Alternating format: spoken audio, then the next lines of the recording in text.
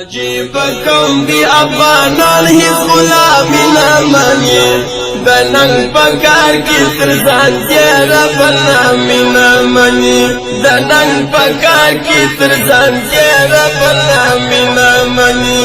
عجیب کوم دی افغانان هیڅ غلامی نه مني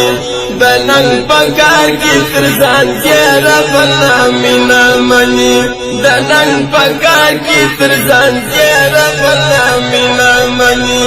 هغه ته مه وایه افغان چې د بېدینو ملوي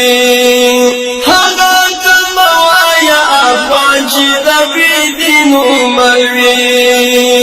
افغانو کلانې کارونه اسلامي نه مني د ننګ په کار کې تر ځان تېره بدنامي نه مني افغانو کلانې کارونه اسلامي نه مني د ننګ په کار کې تر ځان تېره بدنامي نه مني عجیب کوم دی افغانان هیڅ غلامي نه مني د ننګ په کار کې تر ځان تېره بدنامي نه مني د ننګ په کار کې تر ځان تېره بدنامي نه مني باندې راتاو د یوه داسې بد اغیار منګولي باندې راتاو د یوه داسې بد اغیار منګولي چې د دوی منځ کې هغه بلکل ارامي نه مني د ننګ په کار کې تر ځان تېره بدنامي نه مني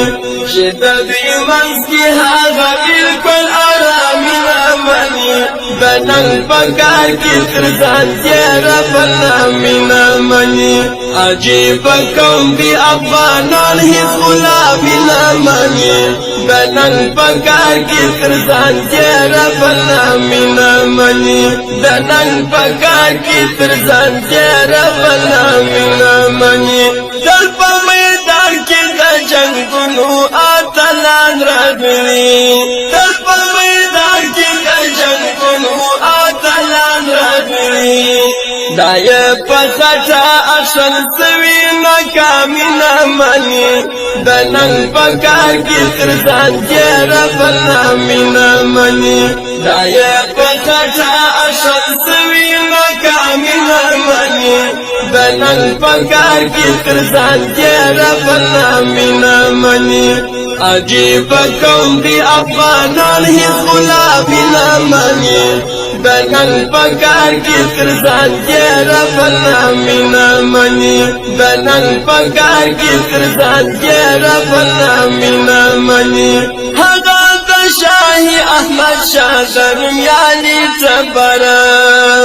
هغه د شاهي احمد شاه درمیاني ټبره شاه زلمي اوس هم وپرتو ته سلامي نه مني د ننګ په کار کې تر ځان تېره بدنامي نه مني شاه زلمي اوس هم وپرتو ته سلامي نه مني د ننګ په کار کې تر ځان تېره بدنامي نه مني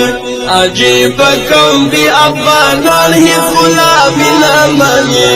د ننګ په کار کې تر ځان تېره بدنامي نه مني د ننګ په کار کې تر ځان تېره بدنامي نه مني جواد ملګاړه ما پدې او افتخار کوم جواد ملګاړه ما پدې او افتخار کوم شکر دې تیر تاریخ مو هیڅ رقم خامي نه مني د ننګ په کار کې تر ځان تېره بدنامي نه مني شکر دې عجیب کوم دی افغانان هیڅ غلامي نه مني د ننګ په کار کې تر ځان تېره بدنامي نه مني د ننګ په کار کې تر ځان تېره بدنامي نه مني